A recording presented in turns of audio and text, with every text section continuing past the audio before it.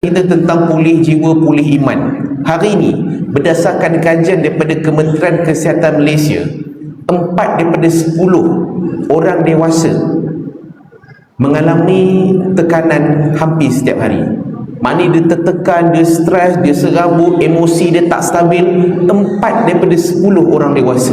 Maknanya kalau kawan-kawan kita ni ada 10 orang, 4 daripada 10 tu dia memang tertekan.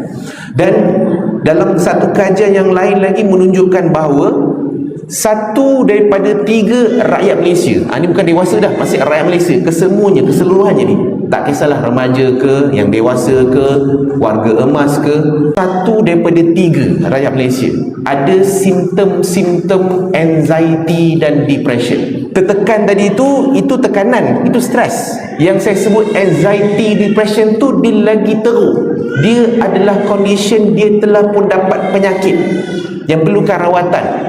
Jadi tuan-tuan, nombor dan juga orang yang ada tekanan perasaan emosi ni, dia tidak semakin berkurang, dia semakin meningkat.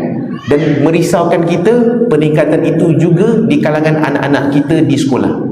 Anak-anak kita, cucu-cucu kita yang dekat sekolah sekarang ni, kita kadang-kadang pelik, engkau ni yang sampai kau nak stres sangat ni kenapa? Ni kadang-kadang dak sekolah kan, kadang mak ayah dia komplain, kata apa nak stres sangat budak sekolah ni, kenapa?